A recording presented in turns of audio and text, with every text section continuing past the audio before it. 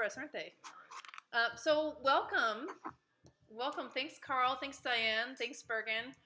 Welcome to this week's cocktail journey. We are going to be exploring the Martinez. We have our good friend Stephen with us. Sean's going to be popping around the background, making sure and fixing all of our audio issues. Yep. So welcome to the cocktail journey.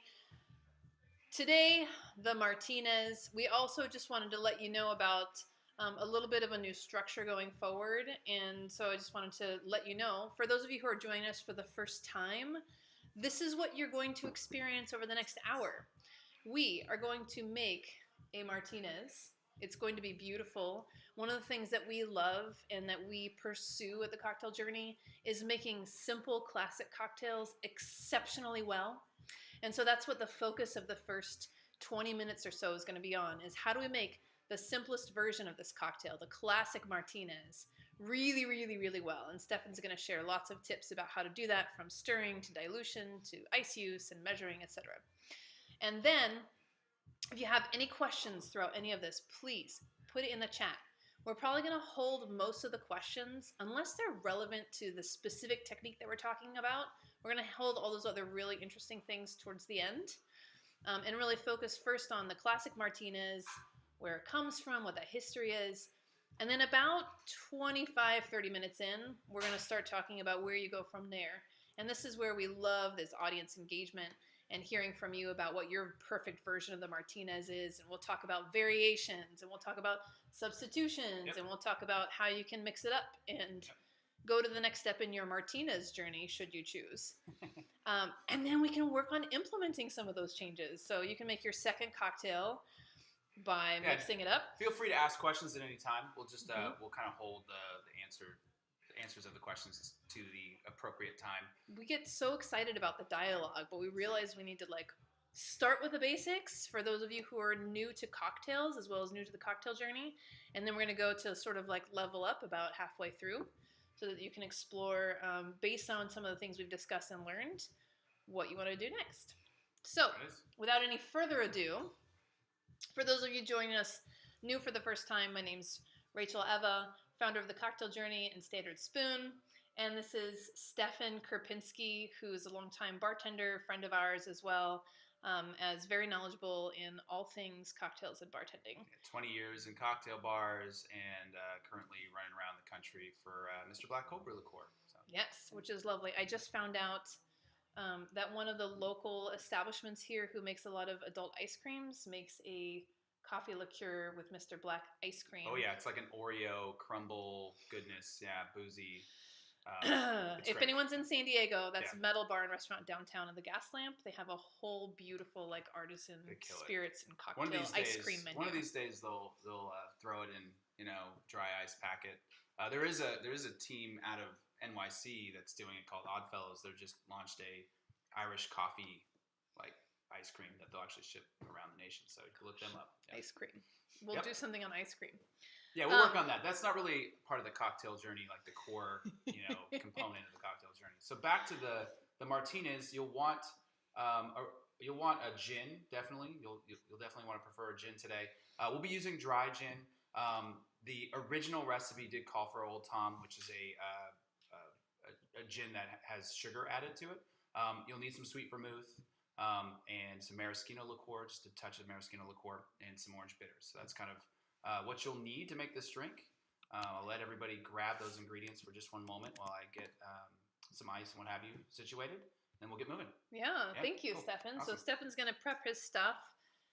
If you haven't already heard us chat about this, a great thing to prepare when you're getting ready to do a stirred cocktail and you've got stirred cocktails you're going to make is to throw your glassware in the freezer to make sure it's nice and chilled. Look at that beautiful frostiness. And then we also often chill our mixing glass. Which is pre-chilled. It's still very cold. It's still very cold.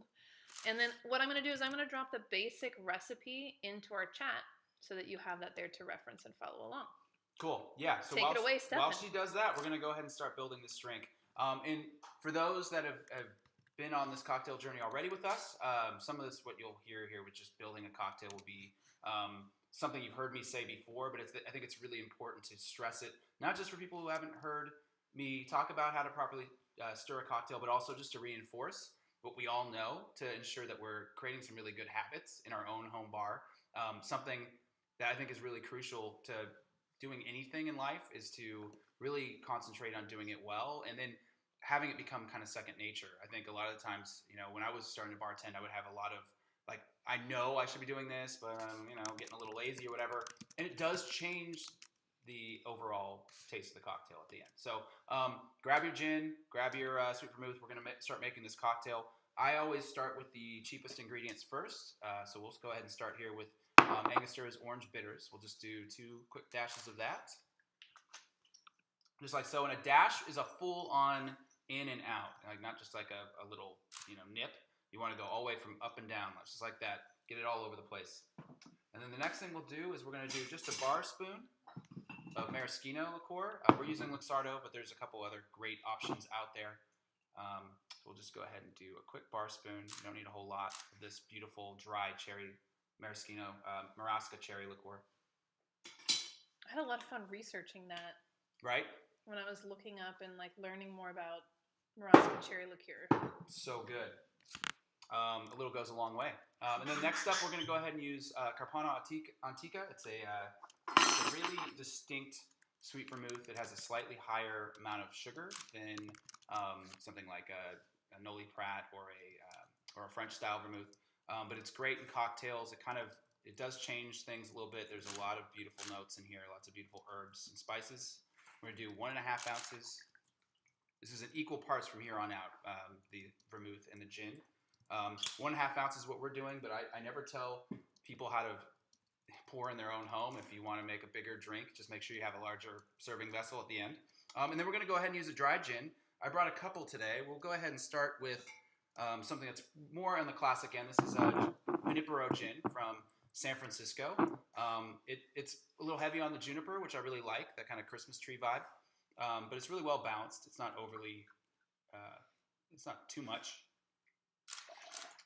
But there's plenty of other gins out there. This is what I had in my home bar ready to go. So there we have it. That's all of our ingredients. We're going to add our ice. The next step is we're going to add ice all the way to the top of our stirring vessel.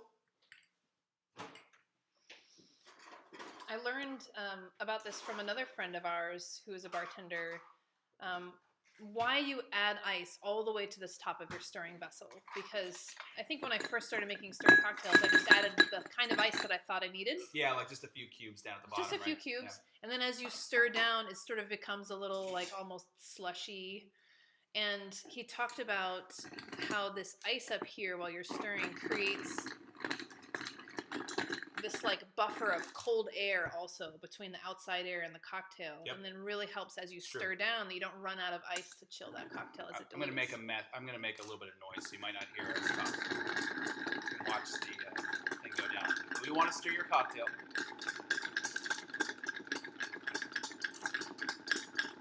And you will notice that some of these ice cubes on the top, if you're using larger cubes, aren't getting any action. You can always kind of just mix them around a little bit to get some of those ice cubes onto the cocktail. Be mindful that I'm holding this glass here, but I'm not pawing it completely because that'll add too much heat to your glass.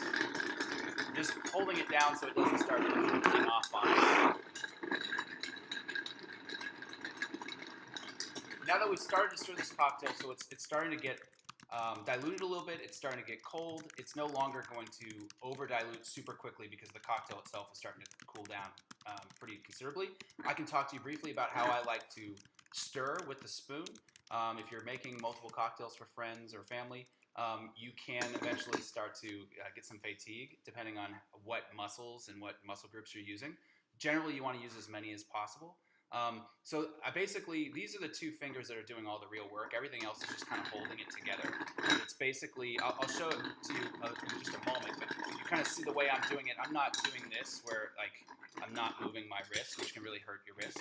I'm really using my wrist to help stir this drink. I have my elbow kind of tucked in. It's not way out here. Doing this because that can actually put a lot of pressure on your wrist. Everything's kind of tightened in here. You should be feeling a lot of it right down here. This is kind of where the muscles the biggest muscles in your hand. You should critique my technique. Okay, all right. But first off, that does work in a way, because at least you're using your wrist.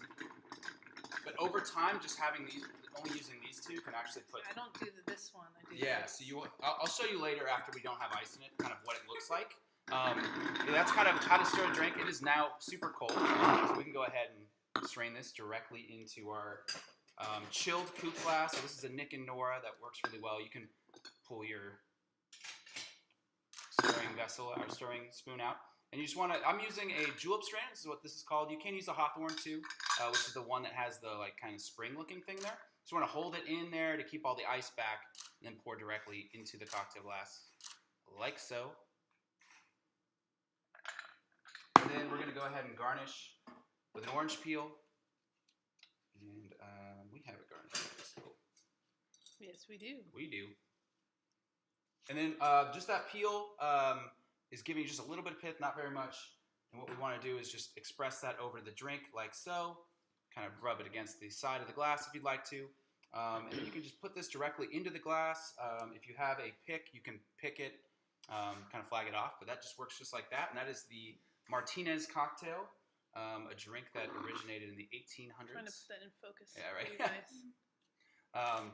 In the 1800s, really beautiful cocktail, technically in the cocktail family, which is that classic. The old-fashioned is kind of your run-of-the-mill, like the one that everybody thinks of when they think of the cocktail.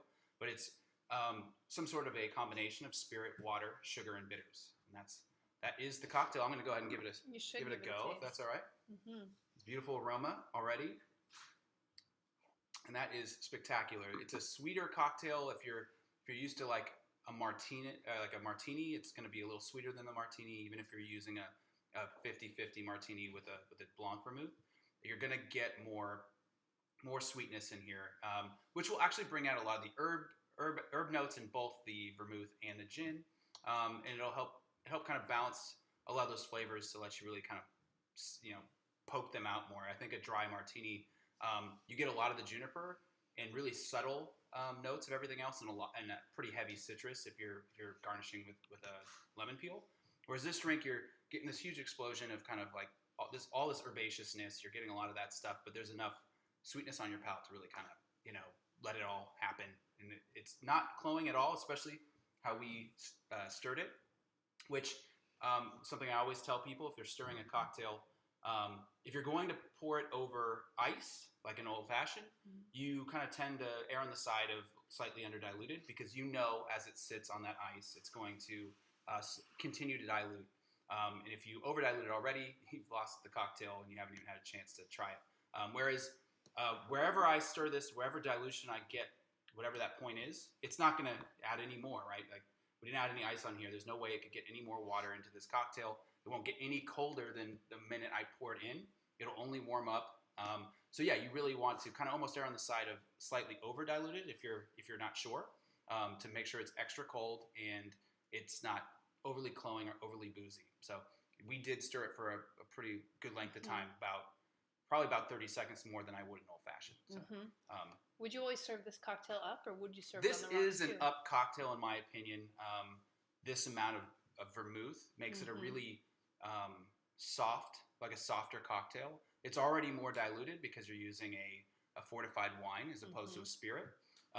So I would serve this cocktail up. It's really there's a pretty heavy aroma going on here from the vermouth, all those herbs and spices in the vermouth and the gin and the orange peel. I think that this cocktail, it's better for your nose to have it in a coupe, even a wider rimmed coupe than a Nick and Nora like this. One of those nice like champagne coupes. Yeah, that's more of a classic glassware I feel for a Martinez. But this works great, and like I always say about the Nick and Nora, you could almost just express the orange oils and toss that because it's its own garnish, this beautiful kind of curvaceous cocktail glass. But that is the Martinez. Hopefully you've made yours and you're enjoying it. Please let us know what you're using as the base spirit in the gin or what have you, and how you maybe were already thinking about ways to change it for your own liking or your own palate. But this is a really great starting point. I feel like it's about as true to the original recipe as our modern palates are going to enjoy. Like I said, the Old Tom gin is more classic for this cocktail, but it tends to be a little sweet. You can absolutely do that. I would just change the ratio and actually add more sweet vermouth than Old Tom. But a little backstory on the Martinez cocktail. It does kind of predate the Martini. The Martini we didn't really see until after the 1900s. Switch over in century. This one, the first time it showed up in a publication was The Modern Bartender's Guide by, what's that gentleman's name? O.H. It's a B, no. It does start with a B. I can't remember. It doesn't really matter. I mean, we're just talking the guy's about this. been long dead. But his book was the first time this showed up, obviously, which means this was a working cocktail, probably about 10 years before then. There, like a lot of cocktails from the 1800s, the origin story is a little iffy. I actually lived in the town of Martinez for a few years in Northern California in the East Bay area. And they have a plaque in a place where there was a bar way back when. Now there's a convenience store called Valley Convenience. And there's a historical plaque. If you live in California, or if you've been to California, you've probably seen our like landmark signs of any historical landmarks. California will leave a little plaque there with like kind of like some rubbly, like clinker brick looking thing. It looks nice. But anyways, it says that at this spot there was a bar that was the birthplace of the Martini, which is already kind of makes this story a little suspect, because it definitely wasn't the birthplace of the Martini, but it could have been the birthplace of the Martinez. There was a settlement and a bar in downtown Martinez at the time. There's also there's an alternate story where a very famous bartender who also wrote a very famous book in New York may have made this cocktail for somebody who said they were traveling to the Martinez, California. Either way, I think I feel pretty good that Martinez, California probably had a bit to do with this cocktail and probably had something to do with the name. But yeah, it's a little sus on the whole. Definitely the Martinez, was invented at this bar, which I lived in Martinez growing up for a few years. I'm from San Francisco, but it's not really a place where a cocktail that's known around the world is from. It's just not. It isn't like that. It's not one of those. You'd kind like of it to be true. I'd love it to be true because I lived really close to there, and I've been bartending for 20 years. I've made a lot of Martinez's in my day. I don't feel like that could possibly be true. That gin is from Anchor, by the way. What This used one to be right Anchor Distillery, it's called Hodling now. They changed their name. I was looking for it. Yeah, they changed their bottle shape too. It's It used to be a not even on different here. bottle shape. So that is the Martinez, the classic Martinez cocktail in like a modern cocktail sense. Equal parts gin and sweet vermouth, generally a dry gin, which is about 95% of them out there. Whether it says London Dry or American Dry or Scottish Dry, it's a dry gin, which just means there's no extra sugar added after distilling, whereas the Old Tom there is. So equal parts, just a hint of maraschino, hit it with a couple dashes of orange. Make sure you're diluting it properly, and you've got yourself a really fantastic cocktail to sip on and to enjoy. So that's that. Hope you're enjoying beautiful. that. What do you think what are some of the ways that you've seen this cocktail commonly not done perfectly? Yeah. I think the first thing is it's like it might be a little risky. Like, what are some things to think about in terms of? I would guess the maraschino. Yeah, a little goes a long way, right? Yeah, if you even a quarter ounce can be a little overbearing in this cocktail. It's not supposed to be the main attraction. It dries out the vermouth really nicely, but I wouldn't go too far in it because it gets really. It just overpowers the drink. It becomes really floral, and it's a little too it's too much. I would make sure that you're backing off the maraschino and start with as little as a bar spoon.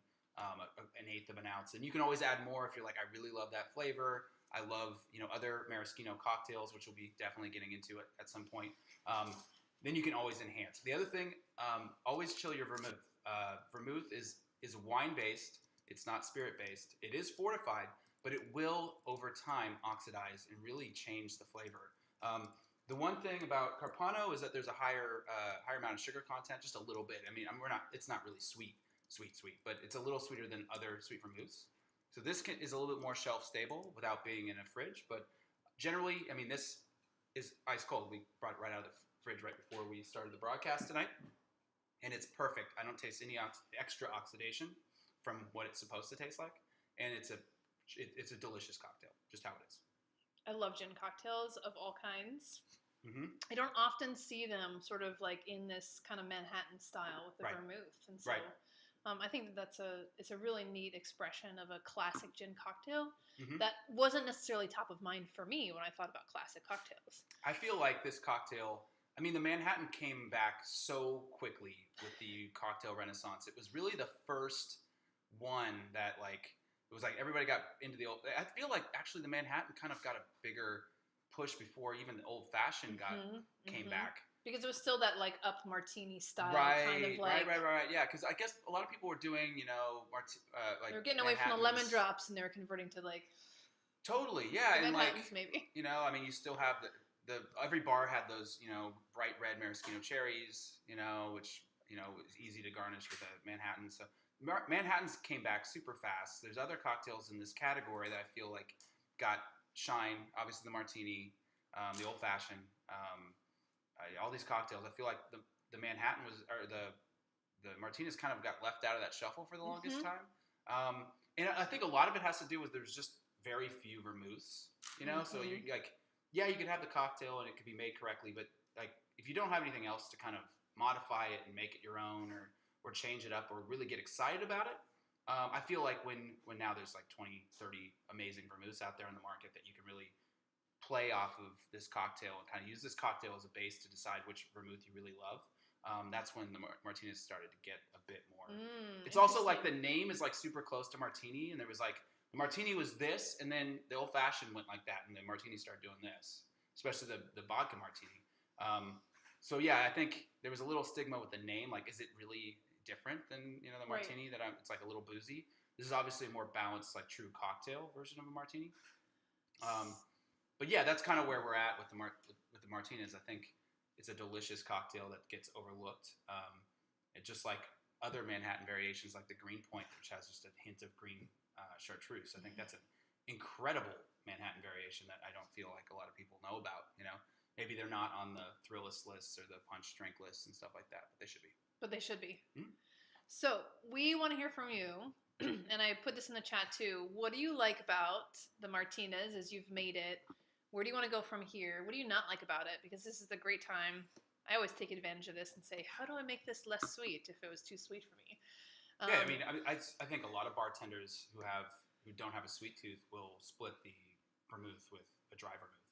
Mm-hmm. Or you could, yeah, I mean that'll do it. If you like a boozier drink, not necessarily, it's not going to change the sugar content that much.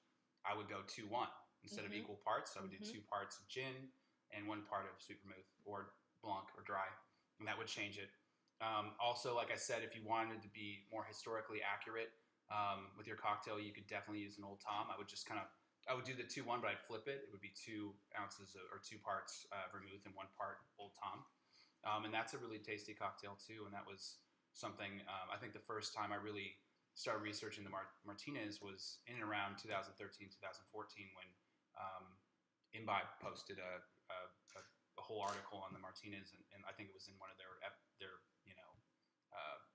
their magazines. Yeah, John said they said posted the original 2-1 spec with the Old Tom, and I tasted that and was like, nope, I'm not feeling it. What do you think about that, John? Because he said earlier that he was making the spec from Imbibe. Cool. Which was 30 mils Heyman's Old Tom, 60 mils Carpano. Yep. A dash of Maraschino and Bogart's bitters. That's definitely a good spec. With a quarter wheel of lemon on top. So I would love to hear from you. A couple other things we have coming in. Bergen said he used, he's making his first one with Monkey 47. Amazing. Carpalantica? Did you mean Carpano? I'm not sure. Probably. Luxardo and Orange Bitters. Beefeater 24 gin. We've got Aviation. We've got, John says Nick and Norris, his favorite glass. So good. John said he's made this with Old Tom before. We had someone else ask earlier, what would Geneva do in this cocktail? Geneva would be great. It would be a different mouthfeel because it's a malt base, right? It's not it's not like gin is vodka that, it's an over distilled, like very clean spirit that is then enhanced with, natural botanicals and a heavy amount of juniper. Whereas Genever has a lot of those same botanicals, but it's starting with almost like a white whiskey base. That's kind of the historical way to make Genever. So you're going to get a different mouthfeel from the malts. And it will be a little bit more malty. I wouldn't say it would be any sweeter because Jennifer by no means is sweet, but it's going to change like the mouthfeel. It'll be a little bit more viscous, I guess, is a way to put it. Is that the appropriate way to pronounce it? Is Jennifer? There's a couple different ways to do it. Is I'm it like American, so like Jennifer is kind of my Geneva. American versus the old world. It's like one of the only words I pronounce is like super American, like California guy. Jennifer. Potato. Yeah, right. John said he is going to try his next one with a drier gin and half the Luxardo because he accidentally used a quarter ounce, and he said it was definitely too forward. Yeah, it can be a bit much. It can be a little cherry kill. Tom says that his was feeling too vermouth forward. All he had left was Martini and Rossi sweet vermouth. Okay. When I was researching this cocktail and looking it up, I actually saw that there was some debate about whether or not dry vermouth or sweet vermouth should have been included, because one of the original recipes said make the Martinez. I think it was the same way that you make oh gosh, and I'm not going to remember it. The same way that you make a Martini, but a Martini at that point in time used either sweet or dry vermouth. Well, that one is absolutely still up for debate. Nobody really knows what the original recipe calls for. There's a couple different variations on prints as far as French or Italian vermouth, which is what it was called in the 1800s. There wasn't sweet or dry. It was just the style. Italian vermouth is versus the French. Yeah, Italian vermouth tends to be a bit on the sweeter side. Can have some brandy as the base, whereas French vermouth is definitely a bit drier. They both have different sets of botanicals too. What's native to the lands, like sweet vermouth always has like kind of that, like Italian vermouth always kind of has the Italian spice portfolio, so like you can almost pick up like notes of pizza and stuff, like pasta sauce in there, because they're using basil and they're using oregano and things like that, whereas French use more French herbs as well, like more like Provence style herbs, and they tend to be a little drier, and obviously a little different color as well. But yeah, so it's tough, and all those cocktail bars at the time in the 1800s had both. I think this drink was probably born in many places right around the same time as different bartenders were playing with the format of a true cocktail, as I mentioned, described as those ingredients of spirit, water, sugar, and bitters, and just playing off of that, riffing off of that, and deciding what they liked. Maybe it did originate in Martinez at that bar. I don't know which vermouth they would get their hands on. They would be able to get their hands on both from San Francisco. So it threatens our origin story of the city of Martinez. Well, I mean, I'm sure they had both vermouths. I don't know how fresh they were. I would absolutely say the vermouth was fresher, closer to where the ports were, like San Francisco and Chicago and New Orleans and San Francisco. But yeah, you can. And this is a great base. I think with this, one of the reasons why we chose this recipe is because it's obviously really easy to make. Even if you don't have a beautiful jigger, you could use use a shot glass. You use a shot glass, whatever. Yeah, you just fill that guy up to the same level. You just do a bar spoon or just eyeball a little maraschino, a couple dashes of bitters, and you're good. And that's a great home base, right? You can make a great cocktail swapping out things like. A gin. I've had enough gin tonight. Maybe I'm going to switch to whiskey. You could do that, and that's a great cocktail. What are some variations of this cocktail that are known? Sure. Well, the one that always comes to mind for me is the hanky panky, which is really a very literal version of this. It's a modern classic. One of the first cocktails that we know of that's in the compendium that was actually designed by a female, which is pretty cool. That's a nice claim to fame. Yeah, I think there needs to be more of those. But yeah, that's a great cocktail. Basically, you're getting rid of the maraschino and you're adding Fernet, so that's kind of like for the modern drinker, that might be something that might entice people a bit more. There's so many different Fernet style Amaro out there that you could have a lot of fun with. So yeah, it would basically be equal parts gin and vermouth, and then you'd add the same amount, bar spoon, Fernet. You could, because Fernet already is so bitter, you could leave out the bitters entirely. If you want to brighten it up with the orange bitters, that obviously works as well. That's one that comes to mind. Punch Drink, actually, right before we went live with this, their Instagram account posted a variation from Edinburgh, from a really famous bar out there called Bramble. They've done really amazing work for years, and the owner of that bar actually just had one, a riff on this posted, which actually has Scotch, obviously, right? Edinburgh, Scotland. It's equal parts. It's a little different build because it's equal parts Scotch, sweet and dry vermouth, and that sounds epic. I would definitely get into that. Like a nice Highland Scotch that's not overly smoky, but has maybe a little bit, a couple parts per million, with those two vermouths, a couple dashes of orange bitters, and Nick and Nora. That sounds really good. You guys are going to start playing. So now is the time that we can start playing. I'm curious if anyone also used dry vermouth or is interested in that, if this drink was, if you wanted to dry it out a little bit. I think one of you mentioned that this was actually less sweet than you would have anticipated, but you didn't say whether that was a good or a bad thing for you. Well, that's the other thing about a good stirred cocktail is that you can, when it's stirred correctly, like you'd be surprised at how well it balances. If it wasn't stirred long enough, it's going to be a little on the boozy side. It's going to like slap you in the first sip, and it'll be a little sweet in my opinion. So if you let it kind of, especially because it's a stirred cocktail over on top of a beautiful glass like this, let it really melt into that the mixing glass a little bit further than you would with an old fashioned, and I think you're going to get something that is really close to something you'll have at a fantastic craft cocktail bar, because there's not a whole lot going on here obviously with an equal parts cocktail. I think that's why like the Negroni is a great home cocktail, and the Martinis can be a great home cocktail. The Martini can be a great at-home cocktail. Now you're just you know what you're putting in the glass. It's just about making sure that you're using ice cold glassware. Just take that extra step, an extra couple minutes to leave a glass in the freezer for a few minutes just to cool it down, and make sure you add as much ice as that will fit in your mixing glass, and then you stir it a little bit longer than you would an old fashioned. I think you're going to end up with something really close to something you'll love. And you can obviously fortify things a bit more if you want a boozier drink. Even I see a few times in the chat people are talking about Koki. I absolutely love Koki Americano. Their vermouths are great too. They're wine-based stuff, and I think those aperitifs and stuff are fun to play with in here.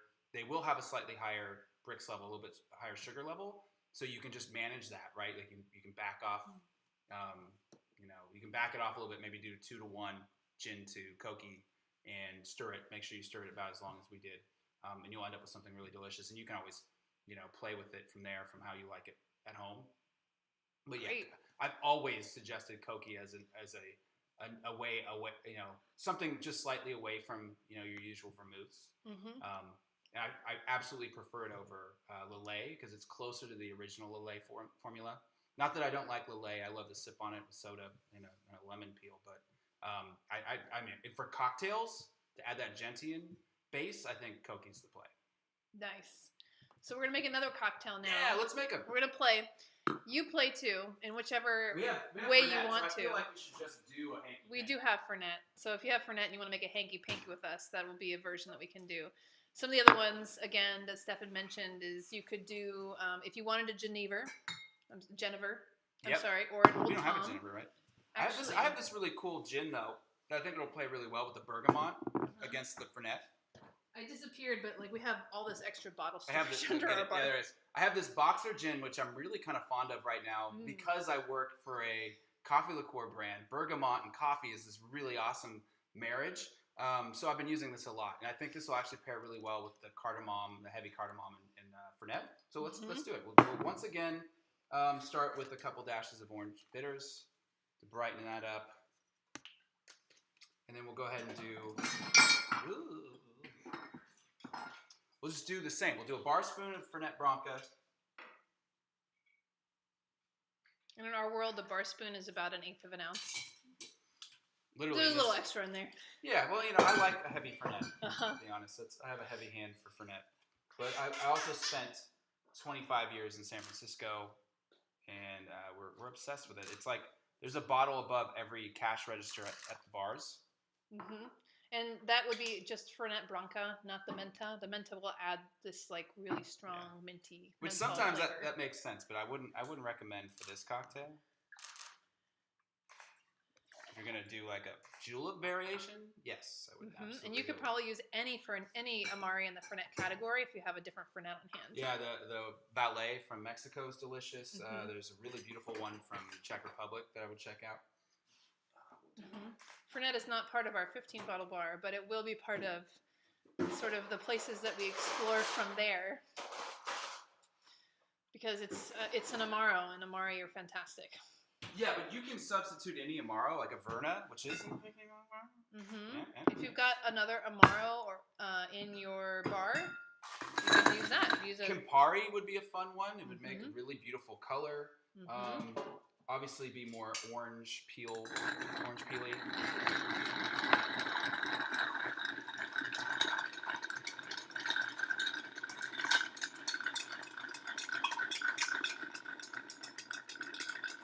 Oh, I promised I'd teach y'all how I like to teach my bartenders strengths. I'll do that too after this.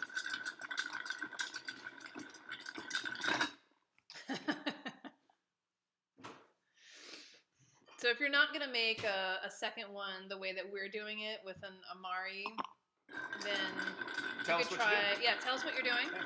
Or if you have any questions and you want Stephen to repeat any of the things that he mentioned as options, put it in the chat and we'll make sure that you get those recipe specs. Do it. Yeah, if you wanted to do a whiskey cocktail instead, if it's time for whiskey for you, I would highly recommend the Green Point. There's lots of different ways to make that drink, but one that I like to do is just simply adding a bar spoon or a quarter ounce of green chartreuse to your Manhattan spec. That's like kind of an easy at-home way to make Green Point. So 2 parts rye whiskey or your favorite whiskey, 1 part vermouth, and just a bar spoon to a quarter of an ounce of green chartreuse, a couple dashes of orange bitters. Stir that guy up and do what we're doing here. Same method, and you've got yourself a really beautiful, very subtle yet delicious variation on the Manhattan, which is in the same ballpark, of course, as the Martinez. This glass is a little too big for this cocktail, but we'll be fine. At a bar, I would tell my bartender the wash line's way off, pick another glassware, but the wash line just meaning like where this cocktail ends up in the glass. A little more in focus right there. I'm just gonna express and discard this guy. It's gone. So yeah, the Hanky Panky cocktail. There's a beautiful speakeasy in Mexico City named after this drink, actually. We did a nice feature on that a couple of years ago. It's just a delicious cocktail. Oh man, that's so good. Can you go over that? Sorry, just quick question. No, you know what? You taste it. Tell us what this tastes like. Sure. So it's already really moment. close, obviously, right? We barely changed the Martinez, and we're already getting such a way different cocktail. It's in the same spirit, of course, but that Fernet in there instead of the Maraschino, instead of that like dry, kind of ethereal cherry thing going on, like sour cherry thing, you're getting this like really overly cardamom-y, like Fernet spiced finish. It totally changes the drink, but it's still in the same ballpark. It still has the same, base like feel. Like you're not changing the vibes of the drink at all. You're just changing the like some nuance. Really delicious. I absolutely love this drink. This is a go-to for mine. It's always a really good cocktail if you want to go out and like just have a slight variation. And when I'm like testing my bartenders, I'll kind of order this one and be like, do you remember when we talked about this last month? On a whim, and see if they can remember it. But never stumping a bartender. I don't hate to stump a bartender, but like I always give them. It's like on a test, right? If a teacher like asks some question on a test that they didn't go over in class, like why would you do that, right? Like, I would always talk to them first about it and on simple variations on classics. And this is one of the ones that I always bring up because it's a modern classic. I think most people out here will really appreciate it. So go over quickly again the specs for the Hanky Panky, sure. And then for your Geneva recommendation. Oh, absolutely. Jennifer. So I mean, real quickly, Bowls is really fantastic. I highly recommend just giving that a go. There's a lot of more like small house versions of Jennifer, but I would absolutely start with Bowls because they have the closest to the like most historic recipe, especially their pot still version. They have like the one that's everywhere. That's mostly column still. distillate, but the stuff they have, I can't remember what they call it, and sweet vermouth, which is for us will be 1.5 ounces of each, or 45 milliliters, and then you have just a bar spoon of Fernet Branca or another Fernet. Take your pick, whatever you have in your house. Any Fernet Amaro or any other Amaro will do. Actually, a caramel Amaro like a Lucano or an Averna or anything like that will be a little different, but it would also add a really nice complexity to the drink. Then 2 dashes of orange bitters. All right. Stirred that, served up. Orange peel, either you can express and add it in, or you can discard it depending on your glassware and your preference. John votes for my pronunciation of Genever. It's probably closer to the actual thing, but like it's the only one that I've heard. Genever? Genever? Genever? You don't even know. He doesn't even know how to do it. And then it's funny. I actually have a lot of friends from the Netherlands, and they would hate. I'm just so thankful they're not. I would think that Genever would be the way that the British pronounce it, and Genever would be the American version, the Americanized version. I don't care how the British speak it. Like, it's not a British spirit. It's touche. I'm curious how the Dutch would say it. That's right. It's Dutch courage. That was Geneva. It was Dutch courage. Mm-hmm. They were all sauced up on Genever. The specs that you had for if you're using Old Tom was just heavier on the vermouth. Yeah, then, right? 2 to 1 would be what I would recommend. That's more of a classic prep for sure. Mm-hmm. What questions do you all have?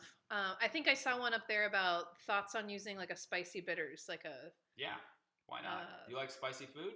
Do it for sure. Habanero or chili bitters from James. Yeah, I mean, habanero is pretty darn spicy. You're gonna lose all the nuance if you're like all you're doing is like, oh, what's going on? But like some of the more subtle chili bitters, I would absolutely recommend doing that. I still would add like maybe a dash of each, orange and chili. That way you get a little bit of that spice that kind of gives you that desire for a second sip. But you still get that really nice kind of orangey quality to it. Mm-hmm. Who ended up making a hanky panky? I know that John said, I think it was John, said that Fernet just like saved the day. He loved it.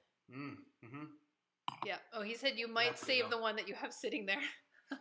What happens when you make a cocktail that you're just not excited about? I mean, there are a couple things, right? I mean, you either just drink it because you're like, I made it.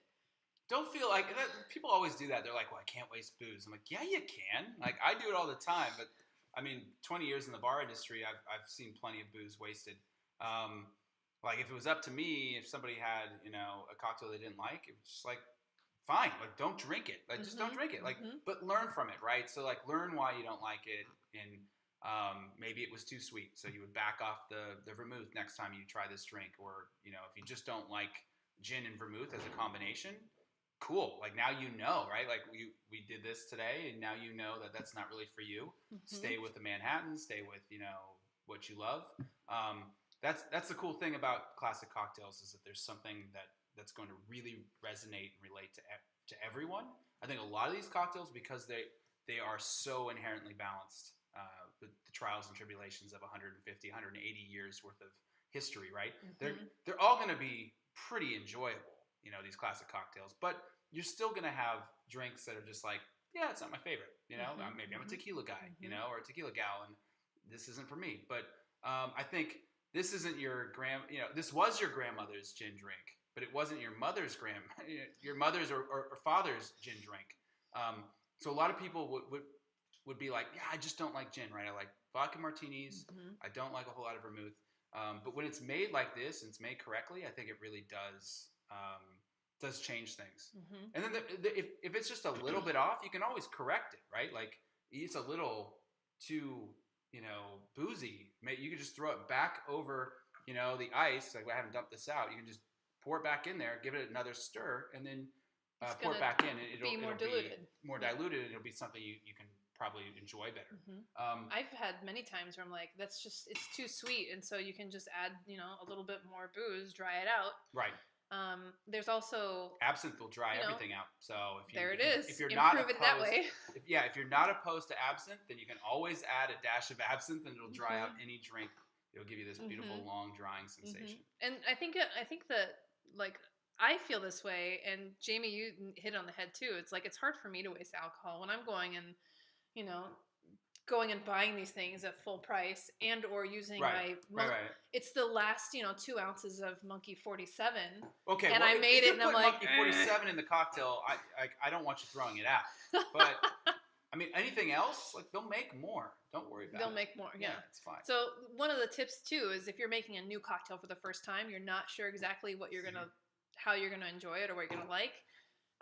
Use your mid shelf. Like use your kind of like your go to one that you're like, it's okay if I make this with Beefeater, not Beefeater 24. Yeah, especially if it's a new cocktail you haven't done it before. Like, yeah, by all means, just don't use the real good stuff, right? Like. If you're making a Manhattan for the first time in your life, I wouldn't recommend making it with Pappy Van Winkle. Like, just don't do it. Like, maybe pick, Wild Turkey, something like that. Real quick on stirring. If you weren't here for the last time, I believe that was the Martini cocktail that. We talked a lot about Karen stirring. and I, talked about stirring and how we like to train our bartenders or anybody at home. Basically, a lot of people think it's about doing this, but actually the motion is more like 12 to 6 that is doing this. The back of the spoon will actually help guide this as where it's supposed to go. Unfortunately, there's no way to do this without getting that really annoying sound. Without the ice, but without the ice, it's like squeaky, squeaky. But the first thing I would teach people is to hold a spoon. I'm just trying to hold the spoon like in the center of the mixing glass, about halfway down, like not all the way to the bottom, not up here, like right about here, and just using your ring finger and your middle finger, using the ring finger to push the spoon to the back side of the glass, and then your middle finger to pull it towards you. So you just learn how to do this. And these two fingers are just sorry, I gotta keep it a little bit lower. The thumb and the pointer finger are just holding onto it so it doesn't go anywhere, and your pinky is just kind of hanging out. So that's just an extra little bonus. So you don't have to really do much with your pinky. Sometimes you can pull it out for style points. So you just practice doing 12 to 6. That motion of the ring finger pushes it out, the middle finger pushes it in, and just do that until you kind of understand what that's doing. And then once you do that, I would start by pushing it out with your ring finger so that the back of the spoon is facing is against the back of the mixing glass, and then using your middle finger, pull it towards you, but keep that back of the spoon. It's the same motion, but keeping the back of the spoon on the glass the whole time instead of doing the tick-tock. You just keep the back of the spoon is helping you keeping it there, and then pretty soon you'll be able to do that really quick. And it's even easier when there's ice in the glass. Right, the ice helps you out too. And then I always teach my bartenders to be able to do it with the other hand too, right? Because you should. Does that sound really, really harsh? It's probably really harsh. It's really harsh. I'm sorry about that. But you should be able to do the same motion at the same time with both hands over time. Sorry about the noise. Sorry about that, you guys. Sean's like, stop. Sean's like, no! But that's how you can teach yourself how to stir properly. That's using all of your muscles, so you're not hurting yourself. And if you're making 12 for your friends once COVID's over with and we all have shots in our arms, then now you can do it and not hurt yourself, not feel it the next morning. You also look really great doing it. And I'll tell you, if you're eventually able to do both and stir it this way, you're doing that better than about 70% of bartenders. If you're ambidextrous, you've got a one-up on everyone else too. That's me. Sorry about that. But you can practice. Like, practice makes perfect. Yeah. What other variations did you all make? I'm curious to hear what you thought. Carl said that his Hanky Pinky was a little too minty, and he did not use Brancamenta. Yeah, but even Fernet Branca has mint. That's one of their many ingredients. And you might not taste it when you're like taking a shot of Fernet, like if you're like taking a shot of Jägermeister. But once you stir it and dilute it into a cocktail, it's really interesting how many different flavors will pop out. And depending on the gin you use, if the gin has any, like, it doesn't even have to be mint, but in that like herb set, right? That with mint and all like some of those other chervil, some of those vermouths. If you're using a French vermouth that has a lot of chervil in it, you might actually end up with kind of a minty And then like if you're not, a lot of the times like there's so many herbs and spices in Fernet, and they won't even tell you what's in here because otherwise you'd be able to make it and they'd be out of business. Like 10 different herbs can end up tasting minty, so it's just weird how people's palates are. So yeah, it's one of those things. Maybe Branca's a little too on the minty side, which I agree, it kind of is. Using I can't remember, like it starts with a J, but the one from the Czech Republic, that one is way less minty. It's more soft and subtle. I love using that in cocktails. There's a lot more Fernets in the market than there used to be. Totally, yeah. There's even so just like many. 3 or 4 years ago. Argentina and Mexico, and I mean, there's ones from here and on the West Coast in San Francisco with Fernet Francisco. And it's all over. The Fernet has exploded that category. So did anyone else use another Amaro to make that modification, or did you try with like the Geneva or the Old Tom? Yeah, what you got? Curious what you thought as well. And then if you have any last questions, we've just got a few minutes left in the live stream, so happy to answer them. Yeah, we're here. What did you think about the Martinez in general? Yeah, is this a cocktail that you plan to make in the future? Anybody got one? Yeah. Got an answer to that one? I think somebody up here said, it was such a good comment. Tom, wow, the Fernet makes all the difference. Meh to amazing. Huh. Yeah, see, like, one man's, garbage is another man's gold. Yeah. Too minty for Carl, but it's like saved the Martinez for Tom. Right. And I love hearing that because I think that's one of the things that we love about the cocktail journey. And one of the reasons why Sean and I wanted to dive into this whole area is I think that you can try a drink and then you make up your mind about it because of either that specific time that you had it, the environment that it was in, the bartender who made it or didn't make it well, or because you were trying it at home and something happened and you're like, I don't know, I just don't like that cocktail anymore. And often it's about trying to figure out why, and is there a version of that you're like, this is amazing, this will become... Like, I'm going to put this on one of my cocktail menus in the future. I wouldn't have before, but I will with an Amaro. People's palates on drinks and their preferences on drinks are like, it's a lifelong obsession of mine that, like, not only are people so, like, serious about what they love and that's, like, where they go and everything else is kind of meh, but, like, one person will be like, this is the drink that is mind-blowing. The other person's like, this is a terrible drink, right? Like, that happens all the time. And then when you get, like, liquor brands involved and money, like throwing money at something and, a cocktail will go from zero to hero because it's in a movie or it's, they're being made at every, strip mall or whatever. Like, it's just fascinating to me, like, drinking culture, drinking history, the ebb and flow of what people love to consume alcohol-wise is fascinating, and I think the Martinez, like the Martini, has kind of like gone full circle in its lifespan, and it's fascinating to hear people either love or hate or be indifferent to this cocktail. So. Oh, John, you over Marasca'd it again. John said he used an ounce of Lillet and a half ounce of dry vermouth because he was out of Carpano and Koki. Okay. But he over Marasca'd it. He didn't learn for his first mistake. I hope it's okay. I'm throwing you under the bus here, John. Well, I mean, people can,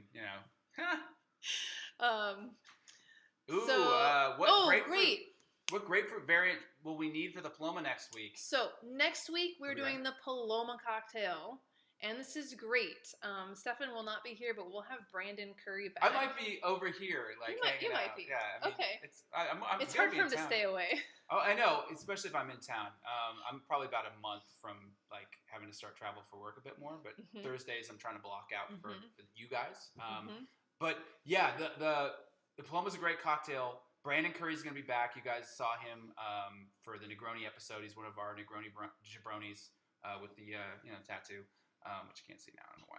I'm like, all right, it doesn't matter. Anyways, he's coming back. It's prime citrus season in Florida, in San Diego, in California, and in a lot of the citrus belt. So we'll be using Ruby Red.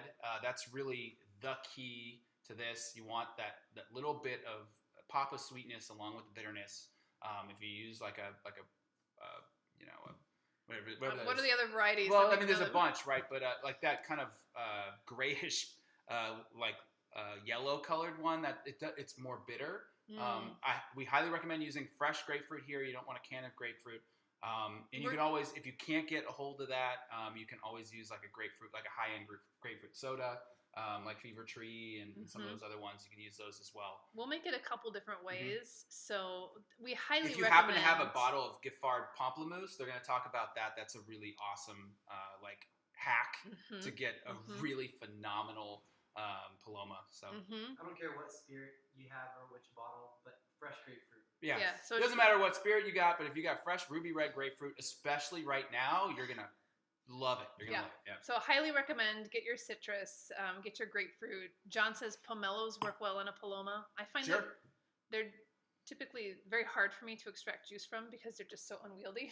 Sure. Well, but if you have like a method of doing it, or if you have like go for it. Yeah, a juicer or something, you can absolutely do it. Yeah. And then if you, for some reason, can't get the fresh produce or it ends up being like very subpar, use a grapefruit soda. We like Fever Tree. Yeah. There's some other kind of like some little hacks that we might talk about.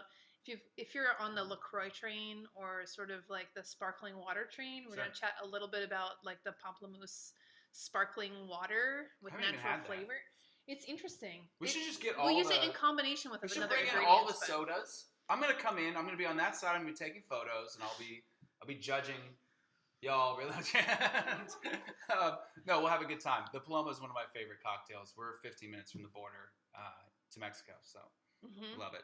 Carl says Western Family Grapefruit Concentrate, which I'm not familiar with. Is not recommended? I'm going to research it. We'll get back to you, Carl. I haven't had that one. Yeah. Bring your optimal choice of grapefruit flavoring. There you go. Whether it's that company that just has like the little like drops you put in water, whatever, or a soda like Q or Fever Tree or Jarritos, right? You can or Squirt.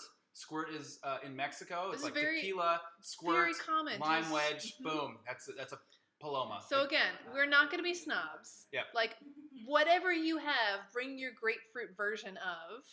Carl says it's puke. You can judge it if you'd like, but at the same time, this is the thing. Just get one grapefruit, and that way we can play them against each other. Yeah.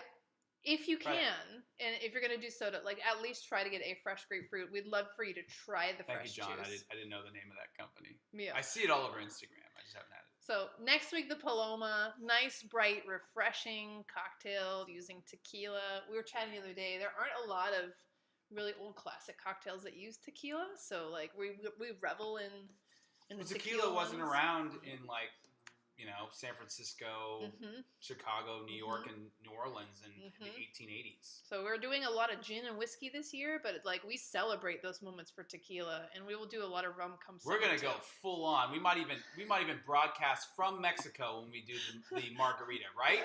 Aren't we? We're gonna take this all down south to Rosarito and. We might do it. Might do it from a taco shop. I'm going to talk everybody into it. Let's do it. Yeah, let's do it. Cool. All right, y'all. Have a great week. Have a great week. We will see you next week. If you are new and you're saying, I want to learn more. I don't know what you guys are talking about. Go to thecocktailjourney.com. And you can see we publish the recipes online on the cocktail section. We'll have the recordings of the live stream there and on YouTube, so you can watch the past weeks where we've talked about the different cocktails. And then we can chat about going further down the cocktail journey with you. We'd love to have you. Thank you. It was lovely to see you all, and enjoy your weekend. Cheers, everyone. All right. We're starting to get emojis in the chat. We got emojis now? We do. Did you guys open up emojis as an option, or is that just something people are just learning as they go? I think that you got a couple I don't people think we have I don't think we have very many emoji heavy users, but I think John it takes Park a few to see it see other ones going, and other people will be like sun, and you're like. And then the thing is, it's frustrating because I can't do emojis. That's your contribution to the chat. Everyone, bye. Bye. Have a great week. Emojis, they're fun. Use emojis next time.